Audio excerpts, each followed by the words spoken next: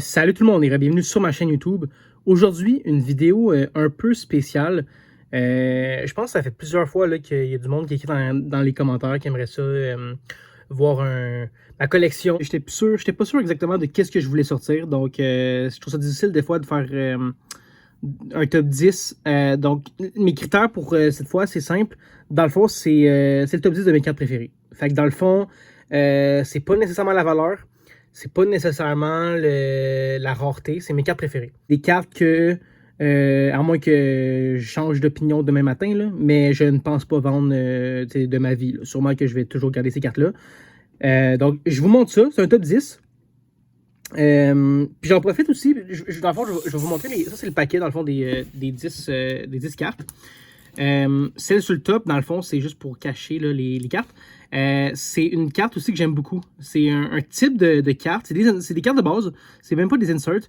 À travers les différentes années qui ont on va dire des spécialités. Celle-là, c'est Dino Cerelli. Le nom du gars, c'est Dino. Puis il nourrit un dinosaure. T'sais. C'est le genre de carte que j'aime beaucoup collectionner depuis un bon moment maintenant. J'en ai sorti 2 exemples pour vous montrer un peu ce que je veux dire. On a Mario Lemieux ici avec la Coupe Stanley.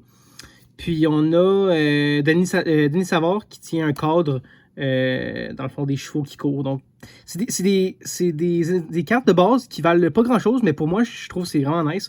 Puis je vais faire une vidéo exclusive là, pour ça qui va sortir éventuellement. J'ai mis en arrière des mentions honorables de cartes que j'aime bien. Il y en aurait pu en avoir plein d'autres. C'est pas, eux autres sont pas dans le top 10. C'est des cartes là, donc, que j'apprécie beaucoup, mais que j'ai pas une valeur particulière à ces cartes-là. Eux que vous allez le top 10 que vous allez voir maintenant, c'est vraiment des cartes comme vraiment spéciales. Je vais essayer de donner la meilleure description que je peux pour chacune des cartes. Puis on va y aller comme ça. Donc on va y aller avec la première carte. Ça peut faire rire certains là, qui voient la McDavid qui est PSA 10, by the way. Ouais, PSA 10, rookie, en arrière, qui est même pas dans le top 10. Alors qu'on a une jersey un peu scrap de Peter Forsberg. Donc, la raison est simple. Cette carte-là, c'est la seule que j'ai gardée dans ma collection parce que j'avais arrêté, je vous dirais à peu près, là aujourd'hui j'ai 26 ans, mais à l'époque j'avais peut-être une quinzaine d'années en bas de ça, là, je pense, quand j'ai collectionné les cartes. Puis je n'avais quand même une bonne collection que j'ai vendue. Mais la seule que j'avais gardée, c'était celle-là. Parce que je la trouvais vraiment nice. Donc c'est une carte que j'ai toujours gardée, malgré... C'est la dernière carte de ma première collection, dans le fond. Donc c'est une rubrique pour moi. On peut voir là, son âge. Donc ça vaut rien niveau monétaire. C'est peut-être une dizaine de dollars maximum. Même qui est tout scrappé, fait que je pense pas. Là. Mais juste au terme de cette carte-là, je vais jamais m'en débarrasser parce qu'elle a une valeur de... c'est moi qui l'ai ouvert à l'époque quand j'étais jeune, puis c'est la dernière carte qui me reste de ça. Donc, ça vous donne aussi un peu l'idée du top 10 qu'il va avoir. Donc, on y va avec la deuxième. La deuxième, c'est une carte qui vient du produit Docop. Une carte que j'ai achetée. J'ai jamais ouvert de Docop. Donc, tout ce que vous allez voir qui est Docop, c'est moi qui l'ai acheté par intérêt et non parce que j'ai ouvert la boîte. Donc, c'est une signature combo. Donc, de Gallagher puis de Jeff Petrie. 2 joueurs qui, pour moi, marquent comme un moment de séparation. Surtout ce moment-là, 2020. C'était à Toronto. Pendant la pandémie, c'était contre, je pense que c'était les Penguins de Pittsburgh. Il n'est pas marqué en arrière. Je pense que c'était contre les Penguins de Pittsburgh.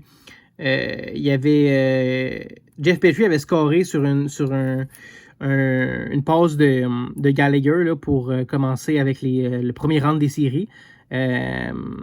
Donc c'est quand même un moment nostalgique parce que l'année d'après, il y a eu le run to the Cup pour se rendre en finale de la Coupe Stanley. Donc c'est quand même... Ça marque la fin d'une époque, l'époque Price et tout Gallagher, mais aussi le début là, de la reconstruction et tout ça. Donc pour moi, c'est une carte qui est comme... C'est un moment, pour moi, le Round to the Cup comme de l'été, dans le fond, c'est 2021, là. C'était vraiment insane. C'est ce qui m'a fait rembarquer beaucoup dans le hockey et puis surtout dans les cartes d'hockey. Bon, sans surprise, sans surprise, ça peut surprendre certains que j'ai mis quand même Lane Hutton en 7e position. C'est pas une carte de grande valeur monétaire quand même, là, mais c'est surtout Je l'ai mis là parce que pour moi, Lane Hutson, c'est le futur du Canadien. C'est l'emblème. Oui, il y a Suzuki, il y a Caulfield, il y a Slavkovski, mais Hutson, sans Hutson, je pense pas qu'on aurait fait les séries cette année. Puis ça, ben c'est la preuve qu'un joueur peut faire une différence en termes de points, nous amener vers éventuellement une prochaine Coupe Stanley avec des Midov et tout. Donc, pour moi, Hutson, c'est le joueur de 2025 du Canadien. Bon, il y a eu Anderson était incroyable, Slav Caulfield était incroyable dans les séries, mais je trouve que Hutson, sans lui, cette saison, elle aurait été complètement différente. Complètement différent. Donc, un peu un joueur. Ça devient compliqué parce qu'on va avoir plusieurs joueurs franchise, mais il y a des Midov et tout. Moi, je pense que Hutson, c'est un joueur franchise dans bien des équipes. C'est le meilleur défenseur dans beaucoup d'équipes. Donc, c'est ça. C'est pas le plus gros gabarit. Mais il y a un QI de hockey incroyable. Moi, je pense que cette carte-là, elle a, je dirais pas un avenir, mais je dirais elle va prendre la valeur. Puis même si elle vaut très cher, je pense pas que je vais la vendre. Donc, ouais, je préfère cette carte-là à n'importe quelle qui est en arrière ou de ces cartes-là, ou même plusieurs autres dans ma collection. OK, donc on y va avec la Red Priest de Kaprizov, une carte qui est facilement dans mon top 10 des cartes les plus insane. Donc c'est une Red Priest, une carte recrue OPC de Kaprizov, elle est sur 200. Encore une fois, c'est pas la carte peut-être la plus qui vaut le plus d'argent, mais pour moi Kaprizov, si je parlerais uniquement avec mes émotions, je dirais que ce serait top 3 dans la ligne en ce moment. Mais mettons que je suis un peu plus logique, je pense que bon, c'est peut-être possible de débattre là-dessus, là, mais pour moi, il est dans le top 5 de la NHL. Il a gagné Calder, un peu comme ce que Hudson va gagner cette année. Il a été je pense qu'il a fait 50 points en 50 matchs, quelque chose comme ça dans sa première saison. C'est le visage du Wild.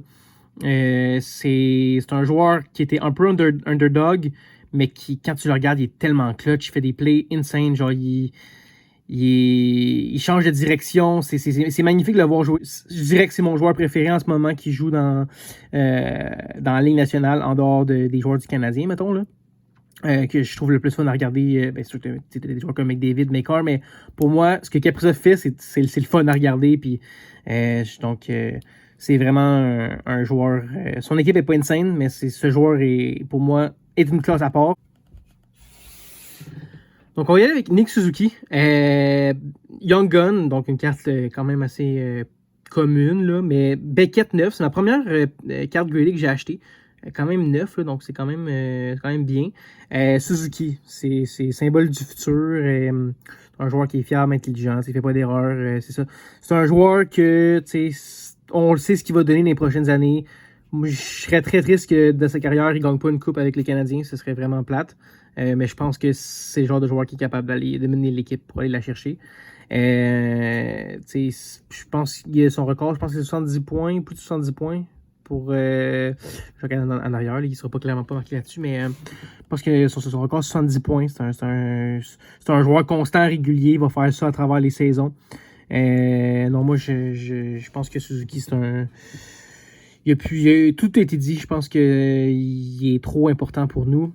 C'est le symbole du Canadien. Donc, une belle carte gradée.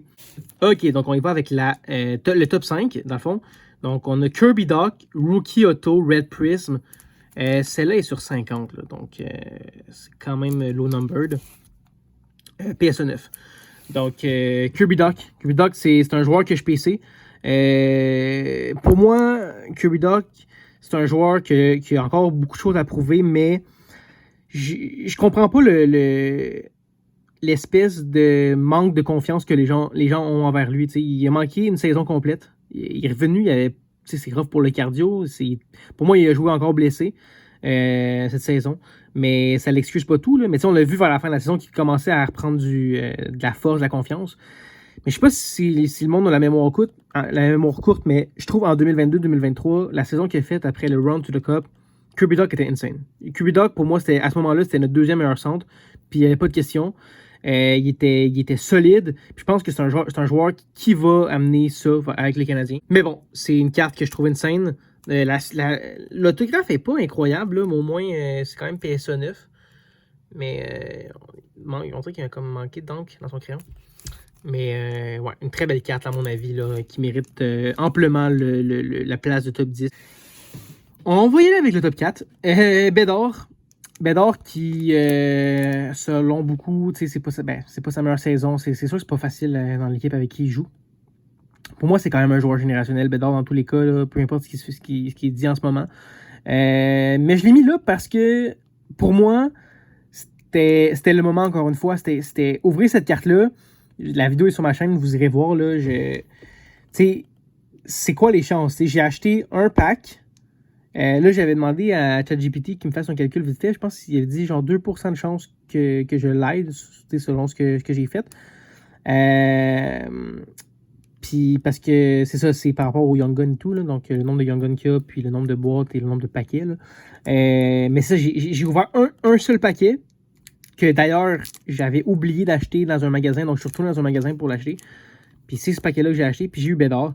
À un moment où est-ce que, tu sais, je pense que ça se vendait 700$, la Young Gun, là, fait que c'était comme ultra hype, là, tu sais, le moment. Puis il est en bonne condition. Bon, on commence à rentrer dans le solide, c'est le top 3. Donc, on va y aller avec ça. C'est une carte de Cup, donc de Carey Price. C'est une carte qui est signée en 2015 à peu près, ouais, octobre 2015. Ben, la photo c'est octobre 2015, là, mais la carte, elle a été, c'est ça, en 2015. Ouais, c'est ça, on voit de Cup, 2015-2016. Donc, ouais. Ça a été signé par Price, à mon avis, au meilleur moment de sa carrière. Donc, pour moi, c'est encore plus que si j'avais sa Young Gun ou si j'avais, tu sais, je sais pas, une carte recrue rare de Price. Pour moi, c'est un moment comme... C'est le meilleur moment de Price, donc peut-être le meilleur moment d'un goaler de l'histoire de Montréal. Fait que c'est comme... C'est l'époque Price. Quand les gens vont parler de cette époque-là, ils vont parler de Price. Ils parleront pas de Pacioretty. J'aime bien Pacioretty. J'aimais bien Plekanec, tous ces joueurs-là.